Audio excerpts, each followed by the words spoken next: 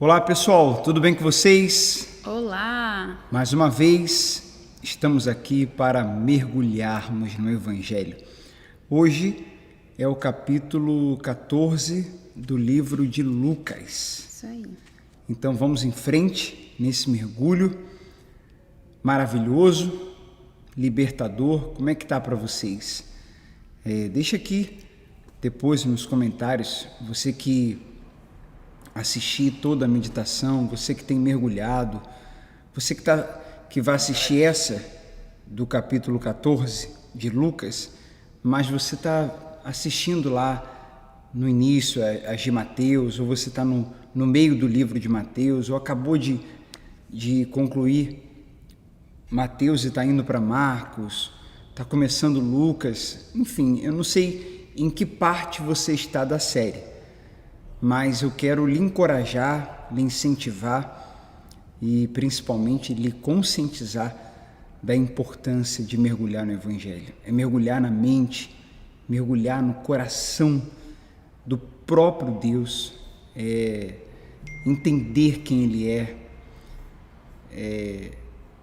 entender os seus ensinos, né? Ensinos que vêm da fonte principal, né? Do coração do próprio Deus. Então vamos lá, hoje o capítulo 14, Michele vai iniciar a leitura então. Aí, fala outros ensinamentos ao longo do caminho. Quando o título do capítulo é outros ensinamentos ao longo do caminho, aí você já entende que nós temos que ler o 14 considerando o 13, porque está se dando continuidade, né? Exatamente. Vamos lá, então. Então, certo sábado, Jesus foi comer na casa de um líder fariseu. Aqui já era um motivo para criar um propósito, né, Marcelo? Que aqui está dizendo, certo sábado, Jesus foi comer na casa de um líder fariseu. Se fosse num contexto que usaríamos versículos isolados, então a gente poderia dizer, não, então no sábado é o dia que o milagre vai acontecer. Vamos fazer uma visita na sua casa. Jesus vai entrar na sua casa no sábado. Então, muito cuidado com esse tipo, né, de abordagem, de pregação de versículos, ensinamentos isolados que as pessoas inventam, né, da cabeça e que está fora do contexto, né? Então, vamos continuar.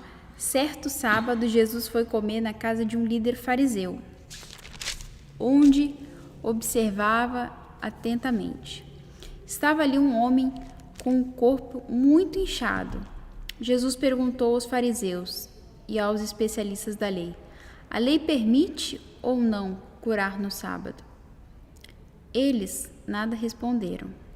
E Jesus tocou no homem enfermo e curou, e o mandou embora.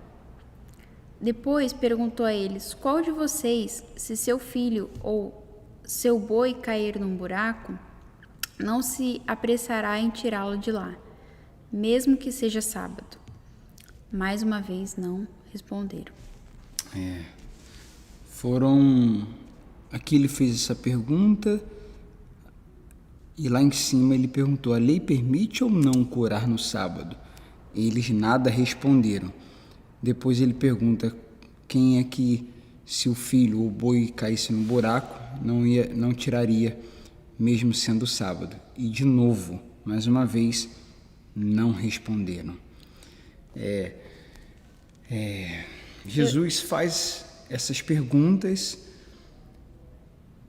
de forma intencional, né, proposital, já sabendo que estava no coração deles, e eles não responderam pelo fato de, se eles respondessem, eles iam acabar concordando. Não tinha outra forma a não ser, não tinha como responder de outra maneira a não ser concordando, a não ser dizendo sim, nós, por exemplo, essa segunda pergunta, as duas, mas principalmente a segunda. Sim, eu ajudaria meu filho. Sim, eu tiraria o meu boi, né, do buraco. Sim, Mas se eles respondessem dessa maneira, eles estariam concordando com Jesus. E o coração deles era tão arrogante, tão fechado, que era melhor então não responder do que responder e concordar com Jesus. E também é um exemplo, né, para a gente se colocar no lugar do outro, né? Porque aqui Jesus fez uma comparação, sabendo que eles fariam isso, né, de suprir as suas necessidades no dia do sábado. Porém, se fosse com outra pessoa, eles geralmente apontam o dedo, como foi o caso que eles fizeram com o discípulo, né? Que eles criticaram o fato deles estarem colhendo as espigas de milho. E eu tenho um exemplo da vida real de um homem que era de uma determinada denominação, de uma determinada linha teológica, e essa linha teológica era de guardar o sábado. E os pastores o criticavam, né? Condenavam por ele trabalhar no sábado. Só que na época ele ficou muito em conflito e triste, porque ele não podia se enquadrar nessa orientação, porque ele trabalhava com barbearia, né? Então o maior fluxo de gente que vai, né, até o salão, a barbearia, é no sábado. Então ele tinha que sustentar a família, tinha 7 filhos. E 7 filhos para, né, sustentar, e aquilo, infelizmente, durante anos pesou o coração dele, porque ele ficou naquela sinuca de bico, né? Ou eu dou sustento para minha família, ou eu guardo essa lei aqui, essa norma religiosa. E ele optou, lógico, não por uma religiosidade, ele optou em ajudar a sua família. Só que ele foi excluído, né? Porque ele não guardava o sábado, ele foi excluído de estar junto com os irmãos, né? De poder congregar ali mais a fundo, de poder fazer o estudo bíblico e tal, porque ele não estava guardando o sábado. Só que essa pessoa que colocou essa regra, impôs isso, não dava o sustento para a família dele, né, Marcelo? Então, Sim. Isso que o Marcelo a gente está lendo aqui, está querendo dizer o seguinte, que voltamos a falar, né, do princípio, por que o sábado foi criado. Não para ter uma regra que Deus queria que a gente fizesse para que sofrêssemos. Se vocês não guardarem o sábado, vocês serão punidos. Não foi isso. Ele guardou, a lei, né, trouxe o sábado na época para o povo que saiu do Egito para ensinar o princípio do descanso e de tirar um dia para adoração a Deus, já que eles não conheciam, não tinham esse hábito, né? Então, só que uma coisa que era para ser favorável, que era para ajudar, que era para abençoar, eles tornaram algo pesado, exatamente. E a partir de Cristo, claro, essa consciência, esse princípio de descansar, né, de não ficar 7 dias trabalhando sem parar, ele é bom, né? Ele continua sendo bom, mas a partir de Cristo, o descanso não é um dia, são todos os dias, porque o descanso é Cristo. Ele é o nosso sábado, ele é o nosso descanso, tudo isso apontava para Cristo. Então, quando a gente fala de descanso, mais profundo até mesmo do que o descanso físico, que é importante também, mas é o descansar no sentido de confiar, né? de desacelerar, de entregar os anseios e preocupações a Cristo, lançar sobre Ele, confiar nele, se apegar a Ele. Ele é o nosso descanso de todos os dias, não só de um dia, não só de um momento. Então vamos seguir aí? Versículo 7. Quando Jesus ensina sobre a humildade. Quando Jesus observou que os convidados para o jantar... Só um detalhe, desculpa aí, você já vai ler. Jesus ensina sobre a humildade. A gente tem na Bíblia, né? Tem no Evangelho, diretamente, às vezes indiretamente, enfim, mas nós temos aqui ensinos para todo tipo de assunto, né? Aqui nós temos ensinos para a vida, de um livro antigo e que a gente vê que é também completamente atual. É uma coisa assim sobrenatural isso, né? Como consegue ser antigo e atual, como consegue ser muitas vezes simples e profundo, principalmente os ensinos de Jesus. Então aqui nós temos, Jesus fala da humildade. Poxa, tudo bem, no Instagram você pode ter a Michele falando da humildade, Marcelo falando da humildade, o João falando de humildade. Vai ter uma live com o Mário, com o José. Quem é o José? José tem 7 milhões de seguidores, né? É uma pessoa assim, um influencer famosíssimo, e ele tem muitos seguidores, milhões, e ele vai falar do quê? Qual é o tema da live? Humildade. O José vai falar da humildade. Só que a gente tem aqui, né, no Evangelho, olha o título, pessoal. Olha o título, Michele. Jesus fala da humildade. Assim como Jesus fala da ansiedade, assim como Jesus fala do fiador, assim como a Bíblia fala do fiador, assim como a Bíblia fala do divórcio, assim como a Bíblia fala bastante de casamento, de finanças e de família e de tantos outros assuntos importantes. Então, temos uma fonte, temos uma palavra, temos Deus, temos homens que foram inspirados por Deus, temos o próprio Cristo falando de assuntos importantíssimos. O próprio Deus encarnado. Né? E devemos nos atentar a isso, né? Sobre um detalhe, que é interessante isso, né? Jesus fala da humildade. Vamos saber o que ele falou de humildade, né? Vai, continua aí.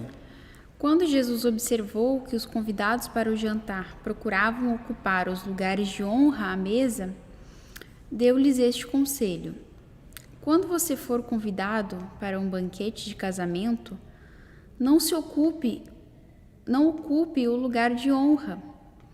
E se chegar algum convidado mais importante que você, o anfitrião virá e dirá: dê o seu lugar a esta pessoa. E você, envergonhado, terá de sentar-se no último lugar da mesa. Em vez disso, ocupe o lugar menos importante, a mesa. Assim, quando o anfitrião o vir, dirá: amigo, temos um lugar melhor para você. Então você será honrado diante de todos os convidados, pois os que se exaltam serão humilhados, e os que se humilham serão exaltados. Continua. Então Jesus se voltou para o anfitrião e disse: quando oferecer um banquete ou jantar, não convide amigos, irmãos, parentes e vizinhos ricos. Eles poderão retribuir o convite e essa será a sua única recompensa. Em vez disso, convide os pobres, os aleijados, os mancos e os cegos. Assim, na ressurreição dos justos, você será recompensado por ter convidado aqueles que não podiam lhe retribuir. Por ter convidado aqueles que não podiam lhe retribuir.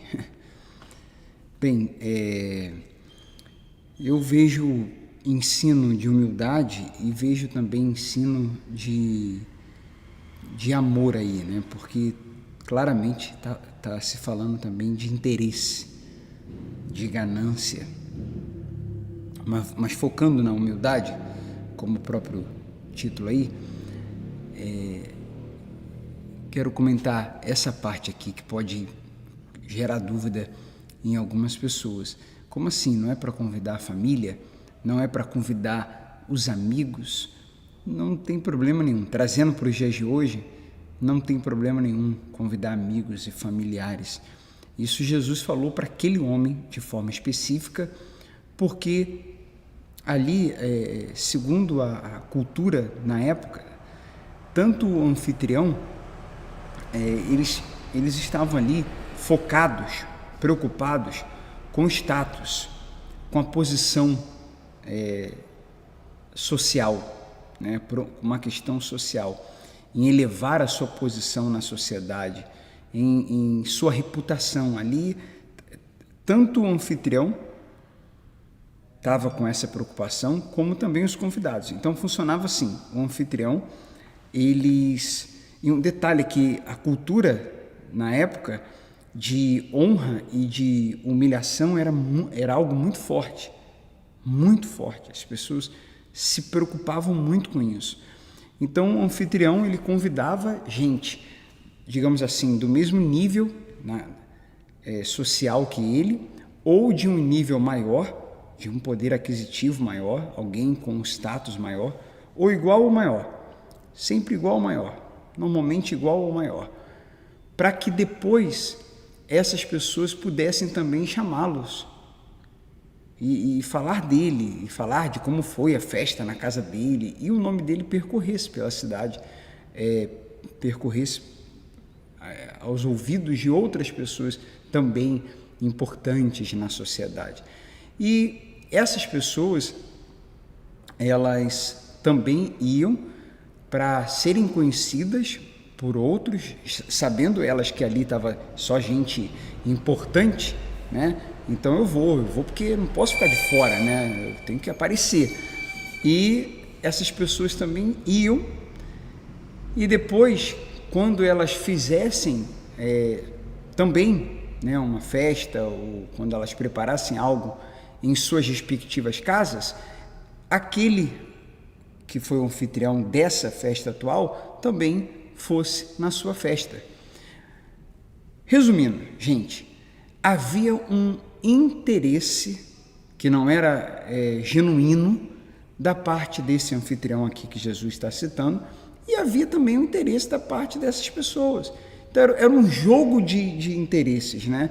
Todo mundo ali estava com essa intenção, trazendo novamente para os dias de hoje uma palavra que vem ganhando força cada vez mais no mundo aí do empresarial, business, né? É o network. Nós vamos fazer o network. Você tem que saber fazer network. Você tem que fazer network. O network abre portas. Faça network, network, network, network. Não vou aqui generalizar ou radicalizar, dizendo que o network é algo horrível, ruim, nocivo, prejudicial. Não. Mas é que a maioria desses networks que são falados por aí, nos dias de hoje, já naquela época que Jesus está relatando aqui, e nos dias de hoje não é diferente. É algo baseado em interesse, em troca. Não há empatia, não há um interesse genuíno. Amor? Pss, que amor? Há um interesse no que a outra pessoa tem para oferecer. Então Jesus vem colocando isso ao contrário. Jesus vem falando ao contrário. Chame pessoas que não têm nada para te oferecer. Chame por humildade. Chame quem está, entre aspas, porque ninguém é superior a ninguém, mas chame aquela pessoa que não tem status na sociedade, entre aspas, está abaixo. Chame aquela pessoa que não é tão relevante. Chame ela. No caso, ele cita aqui família, amigos, como eu disse, especificamente para ele, porque Jesus, que sabe de todas as coisas, percebeu também que ali também, que da parte desses também havia interesse. Mas a questão não é família, amigo em si. A questão aqui é a humildade de se chamar alguém que não tem nada em troca para oferecer. A questão aqui é sobre porque não tem verdade, né? Não tem verdade, não tem humildade, não tem amor. O que tem, como eu disse, é um baita jogo de interesses de ambos os lados. Incrível como é que já se via isso nos tempos de Jesus, né? E você que tem já essa humildade de Jesus, do Espírito Santo dentro de você, você já deve ter percebido certos ambientes assim, né? Onde outras pessoas se acham superiores, né? Ou desejam ser mais honradas. E aqui o nosso mestre, o nosso Senhor, nos ensina essa lição de que a gente não como fala em outros momentos da Bíblia, né?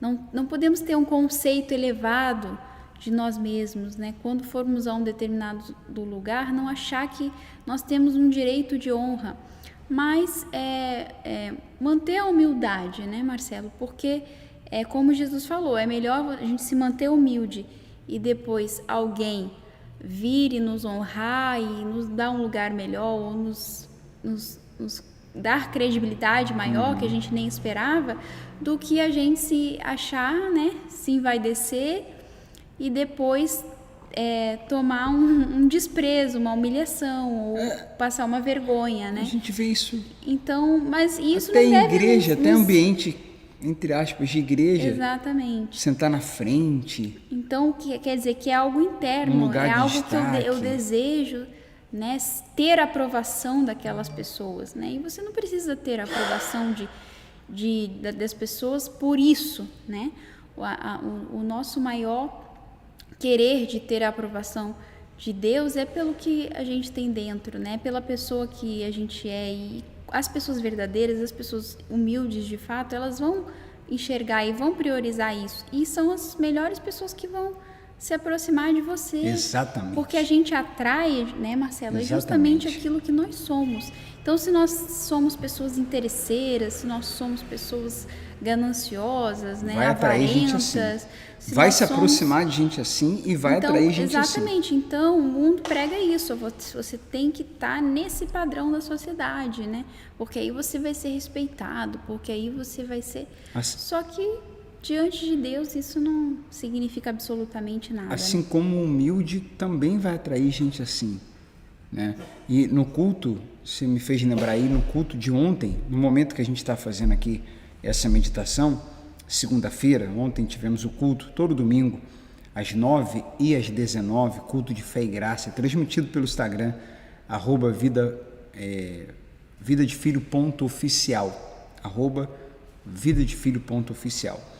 E no culto de ontem nós falamos sobre isso, que eu tinha ouvido uma pessoa falar, né?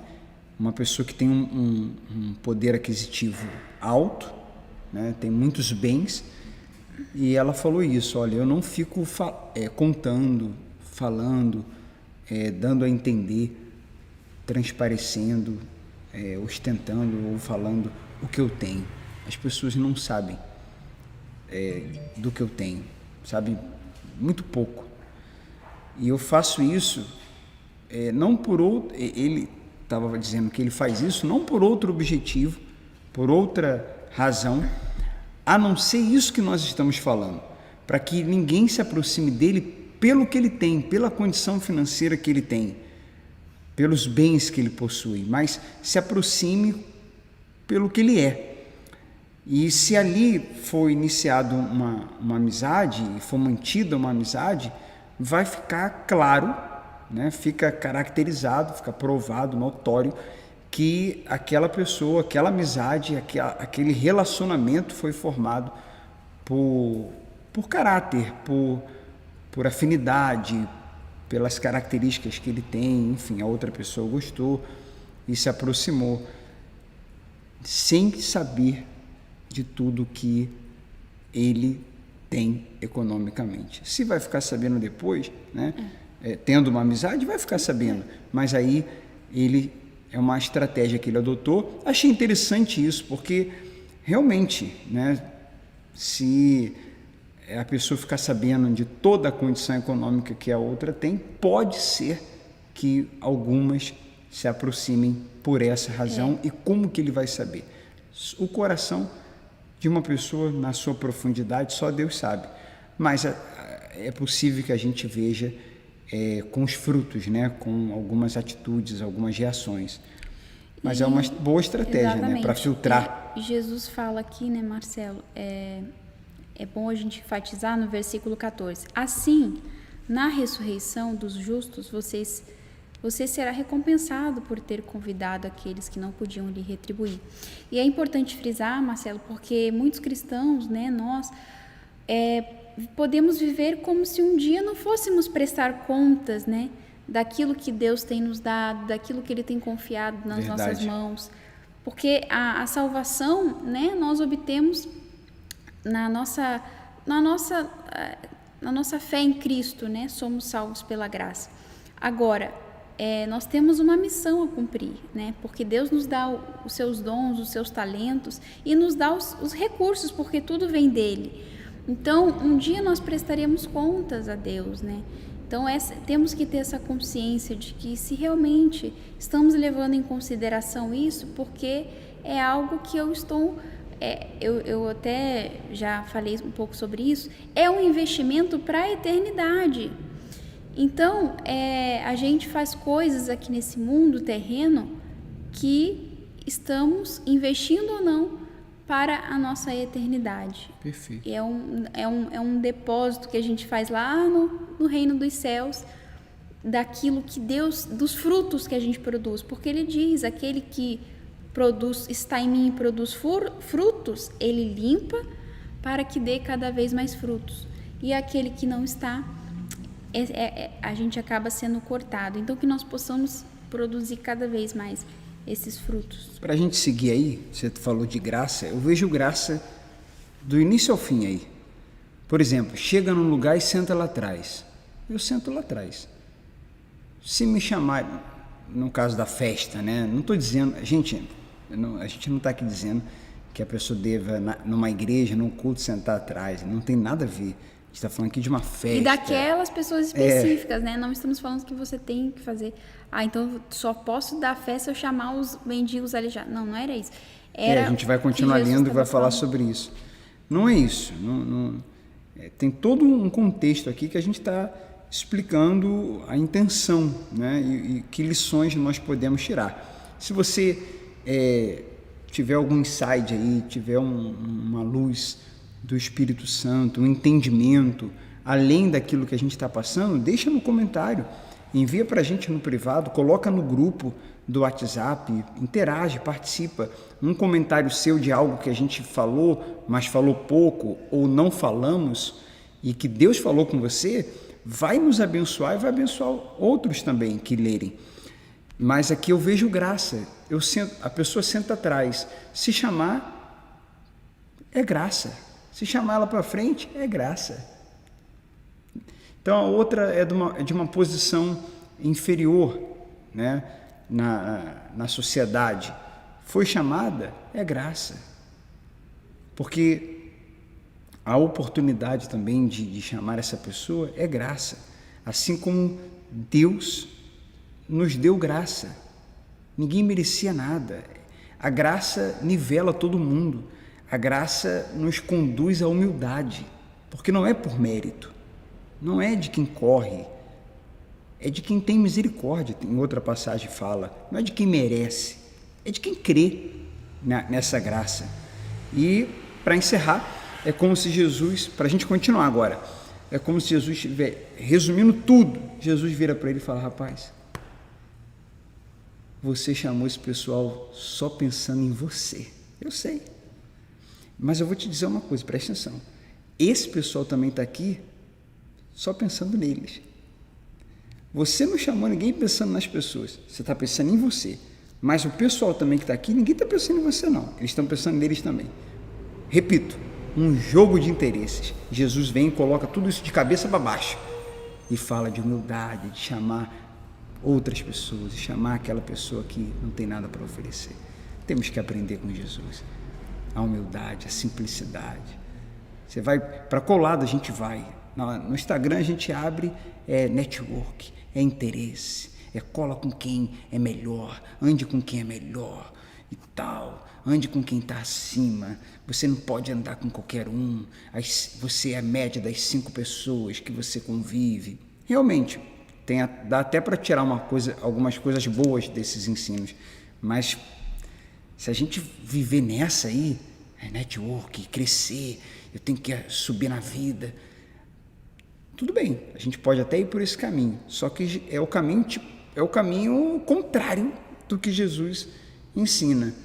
E muitas vezes é o caminho até mais rápido do crescimento, né? Porque o que o network ensina, né? Que você vai se aproximar de pessoas que são influentes, porque essas pessoas que são influentes podem, né, te colocar em lugares que você quer chegar. Então, é o caminho. percorre esse caminho aqui, se aproxima dessas pessoas aqui. Só que são os valores invertidos, né? E o depender de Deus? Esse assunto é extenso. Vamos seguir. Quer dizer, então eu não dependo de Deus. Não é Deus que vai me promover se Ele quiser. Vai ser alguém. Sim, Marcelo, mas Deus usa pessoas. Sim, eu acredito nisso. Mas que você eu me aproxime... servindo não com esse interesse que a pessoa isso aí, que beneficie. Você está servindo de todo o seu coração, porque isso é o que você é a sua essência. E sirva a gente, por exemplo, pastor, esposa de pastor. Se Deus olhar para a gente e ver que o atendimento que a gente dá para uma pessoa que tem um poder aquisitivo maior é melhor, é bem superior àquela pessoa que tem um poder aquisitivo menor, se a gente, na hora de um atendimento, ambas estão passando o mesmo problema, a gente fica 1 hora e 2 horas com aquela pessoa de alto poder aquisitivo e a outra pessoa a gente atende em 10 minutos, assim, rapidinho, com pressa. Deus já olha para a gente e fala, não, isso não é amor, isso não é graça, isso não é evangelho. E Ele já nos reprova, já somos reprovados, como pastor reprovado. Então, que você sejamos aprovados, que o nosso interesse pelas pessoas sejam pelo que elas são, seja porque ela é uma alma, porque ela é uma pessoa, porque é gente, que a gente possa amar gente e fazer o bem sem olhar a quem, como diz o ditado, né? Vamos lá, vamos seguir, que esse assunto é... 15. Ao ouvir isso, se deixar, a gente fica aqui direto. Um homem que estava à mesa com Jesus exclamou, feliz será aquele que participar do banquete do reino de Deus, que ele tinha acabado de falar, né? Jesus respondeu com a seguinte parábola, certo homem preparou um grande banquete e enviou muitos convites. Quando estava tudo pronto, mandou seu servo dizer aos convidados, venham, o banquete está pronto. Mas todos eles deram desculpas. Um disse, acabei de comprar um campo e preciso inspecioná-lo. Peço que me desculpe. Outro disse, acabei de comprar 5 juntas de bois e quero experimentá-las. Sinto muito. Ainda outro disse, acabei de me casar e não posso ir. O servo voltou e informou a seu senhor o que tinham dito. Ele ficou furioso e ordenou, vá depressa pelas ruas e becos da cidade e convide os pobres, os aleijados, os cegos, os mancos. Depois de cumprir essa ordem, o servo informou, ainda há lugar para mais gente. Então o Senhor disse, vá pelas estradas do campo e junte as cercas entre as videiras e insista com todos que encontrar, para que venham, de modo que minha casa fique cheia. Pois nenhum dos que antes foram convidados provarão do meu banquete. Ter uma propriedade é pecado? Porque o primeiro deu uma desculpa. Isso aí foi desculpa. Desculpa esfarrapada, como diz o outro. Mas a pergunta é, ele comprou uma propriedade. Ter uma propriedade é pecado? O segundo falou de trabalho. Ter um trabalho ou ter uma empresa é pecado? É errado? É errado? Você que está acompanhando aí a meditação. Casar. O terceiro falou do casamento. Ter uma família, casar, é pecado? Claro que não. Nenhuma dessas coisas são erradas e todas elas são importantes. Todas elas são importantes, principalmente a terceira. Casamento, família.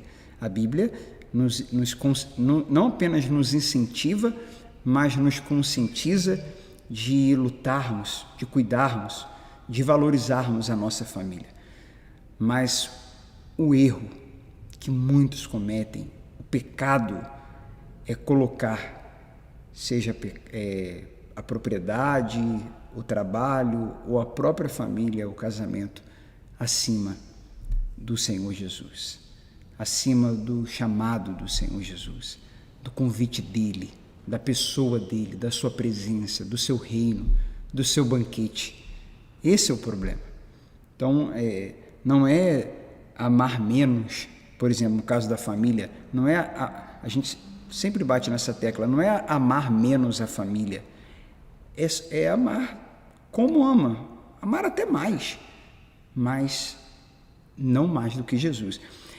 Resumindo, isso aqui que a gente está falando é o seguinte: quando nós entendemos o amor de Cristo, a graça de Cristo e nos rendemos a Ele, e Ele passa a ser o nosso primeiro amor, entre nós e essas coisas, no caso aqui dessa parábola,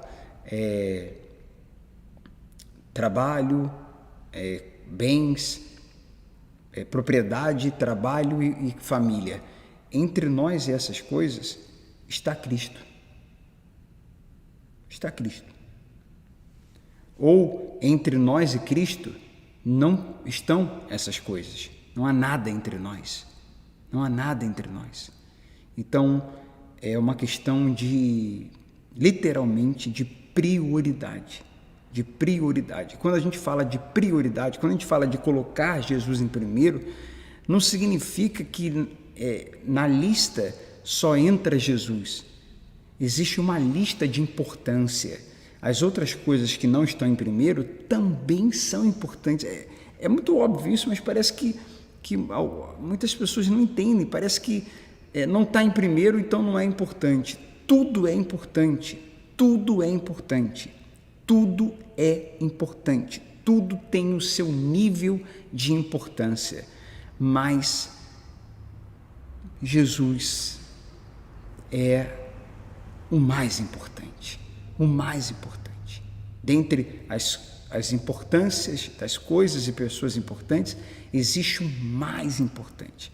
O mais importante é aquele que deu a vida por nós, que se entregou a nós, que nos amou, que nos salvou sem a gente merecer, que nos criou, porque sem Ele não existiríamos.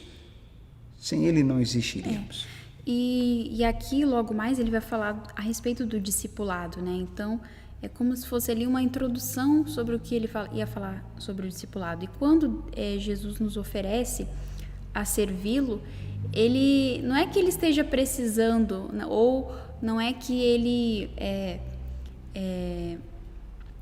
seja um favor que nós estamos fazendo para ele, mas ele está nos oferecendo um privilégio. Sim. Né? Então, sou eu que sou beneficiado, sou eu Sim. que vou participar de um banquete, né?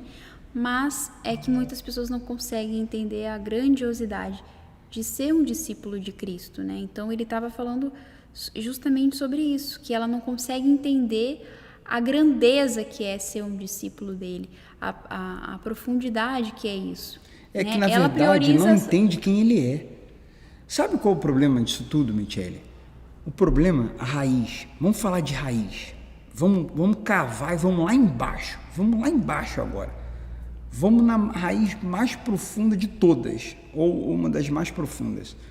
É a pessoa não entender quem Jesus é, no fundo, no fundo. No fundo, no fundo, no fundo, no fundo, no fundo. Quase chegando lá no petróleo. Ou já chegando lá no fundo. Não saber quem Jesus é, ou não entender a grandiosidade, como você acabou de falar, daquilo que ele fez na cruz, da obra da cruz. E nós temos dois problemas aí, dois problemas que a gente não pode deixar de citar. Da parte dos pastores, dos pregadores dos dias de hoje, falarem pouco da cruz, falarem pouco. Tem culto, tem mensagem. Estou até lembrando de um amigo, né, que ele falou isso, que ele fazia parte de uma determinada denominação e ele estava fazendo o culto, entre aspas, né, culto às pessoas, culto a si. Não era culto a Deus, ele achava que era, mas não era. Porque quando ele terminou o culto, ele perguntou para quem? Lembra? Para quem que ele perguntou? Para a esposa dele. Amor, o que você achou do culto? A esposa falou, olha, você fez isso, fez aquilo outro, deu esse recado, deu o recado A, B, C, D, você deu papel, deu aquilo, deu envelopes, deu aquilo, deu um monte de coisa. Você só não falou de Jesus. Você falou ali o nome de Jesus, uma coisinha rápida, mas de Jesus mesmo, de Cristo, você não falou. Falou de um monte de coisa, menos dele. mas assim, não é o culto dele, não é para ele, não foi ele que deu a vida. Como é que se faz 1h30 ou 2 horas de culto e não se fala de Jesus direito, né? E ele disse que quando a esposa dele falou isso, ele ficou arrasado, assim, a ficha dele começou a cair, e aí ele começou a refletir muito, pensar, orar, ler a Bíblia, enfim, até que ele mudou completamente. Hoje ele prega sobre Jesus mesmo, no início, no meio e no final do culto, como deve ser. Então, esse é o problema, da parte de pregadores, falarem pouco da cruz, falarem pouco da graça, e às vezes falar errado também sobre a graça, falar pouco a mensagem da cruz, do reino, do evangelho de Jesus. E da parte dos ouvintes, né, das pessoas que ouvem, lerem pouco a Bíblia, lerem pouco os evangelhos, lerem pouco sobre Jesus. E às vezes as pessoas acabam, pastores e os ouvintes também, vibrando até mais com o Antigo Testamento, que é só uma, como a gente já falou várias vezes, como a Bíblia fala, que é só uma sombra, é só uma seta, que apontava para uma nova aliança que viria, nova e eterna aliança, nova e definitiva aliança, para o Cristo, o Messias que viria, veio, poxa, ele já veio, meu Deus do céu, temos que valorizar essa vinda e saber, esse Messias veio mentir ali, o que esse Messias falou? Ele veio, né? O Antigo Testamento todo fala que ele viria, ele veio, agora a gente tem que focar no quê? Na vinda dele, pô, ele veio e ele falou, ele abriu a boca, ele ensinou, ele andou, ele ficou aqui 33 anos, 3 anos pregando, está tudo registrado aqui, nosso foco hoje está nisso, ele veio, e também a gente pensa que ele voltará. Agora, a gente lê o Antigo Testamento, mas com esse entendimento, tira ali lições, tem coisas que não cabem mais para hoje, é daquela época, daquele contexto, e tem coisas que a gente tira como lição, que nos abençoa, outras coisas só serve se aponta para Cristo, e a gente também tira lições ali. Então, esse é um problema. Por isso que você estava falando, que eu disse sobre a raiz. Você falou, mas tem pessoas que, nessa parábola aqui, dão desculpas, tem pessoas que não se entregam, que não se rendem, né? E não entendem a grandiosidade de poder sentar à mesa, de participar desse banquete maravilhoso, mas ela dá desculpa porque ela não conhece quem está chamando ela. É tipo a parábola da mulher samaritana. Jesus fala para ela, se você soubesse quem está te pedindo água, você que me pediria, e eu te daria água viva, e a água que eu dou, quando a pessoa bebe, nunca mais ela tem sede. Então, é um grave problema hoje de muitos evangélicos, de muitos cristãos, de muitos, infelizmente, né? Cristãos, na sua maioria, ou todos, no caso, nominais, né? De não entenderem, porque não mergulham no evangelho por conta própria, ou porque estão, além de não mergulhar, às vezes estão em lugares que o pregador também não mergulha no evangelho e ele fala um monte de coisa no culto, mas não fala do evangelho. Então, nós temos um problema dos dois lados, do pregador e dos ouvintes. Ambos não mergulham no evangelho, ambos falam um pouco de Jesus, por incrível que pareça. Cristãos que falam um pouco de Cristo. É um cristianismo aguado, sem consistência. Às vezes é um cristianismo até sem Cristo. Essa é a raiz. Essa é a raiz. É por isso que tem gente que não entende a grandiosidade do banquete, da salvação, das palavras de Cristo.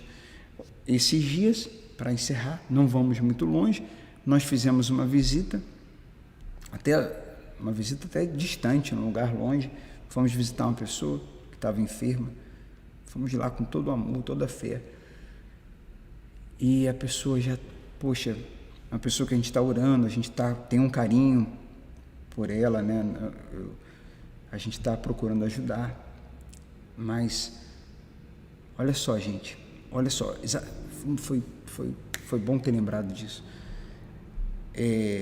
Uma pessoa que já foi de 2 denominações diferentes, que já frequenta, né, cultos já há muito tempo, e eu perguntei, tu lembra, qual foi a pergunta que eu fiz? O que é o Evangelho? Só isso, gente. Eu perguntei, o que é o Evangelho? Não precisa responder bonito, palavra bonita, não precisa responder de forma eloquente, com suas palavras, ainda que não seja exatamente, mas só para saber o que é o Evangelho. Eu não sei, pastor. O Evangelho, você não sabe? Não sei. Tá bom, não tem problema, não fique constrangida com isso. Só perguntei porque eu já imaginava isso, né? E aí a gente orientou, você precisa amadurecer, você precisa entender o que é o Evangelho, entender o que é Jesus. Você já vai a cultos há anos. Como que uma pessoa cristã evangélica, olha o nome, evangélica, eu não sei o que é Evangelho. Gente, quando a gente fala aqui que nós precisamos evangelizar os evangélicos, não é exagero não. A coisa não está fácil. Olha só, hein? O exemplo recente que eu estou dando aqui para vocês é exatamente isso. Vamos concluir? Vamos. Versículo, para terminar, versículo 25. Uma grande multidão seguia Jesus, que se voltou para ela e disse: Se alguém que me segue amar pai e mãe, esposa e filhos, irmãos e irmãs, e até mesmo a própria vida, mais que a mim, não pode ser meu discípulo. Isso aí já explicamos. E se não tomar a cruz e me seguir, não pode ser meu discípulo. Quem começa a construir uma torre sem antes calcular o custo e ver se possui dinheiro suficiente para terminá-la. Pois, se completar apenas os alicerces e ficar sem dinheiro, todos rirão dele, dizendo: esse aí começou a construir, mas não conseguiu terminar. Ou, que rei iria à guerra sem antes avaliar se seu exército de 10.000 poderia derrotar os 20.000 que vêm contra ele? E, se concluir que não, o rei enviará uma delegação para negociar um acordo de paz, enquanto o inimigo está longe. Da mesma forma, ninguém pode se tornar meu discípulo sem abrir mão de tudo que possui. O sal é bom para temperar, mas, se perder o sabor, como torná-lo salgado outra vez? O sal sem sabor não serve nem para o solo nem para o adubo. É jogado fora. Quem é capaz de ouvir, ouça com atenção. Aí é como o Marcelo falou, né? De colocar em primeiro lugar, né? De considerar mais pai, mãe, filho, marido, esposa acima de Jesus, acima da verdade. E sabe como é visto isso na prática? Tempo. Quando fala de prioridade, tempo.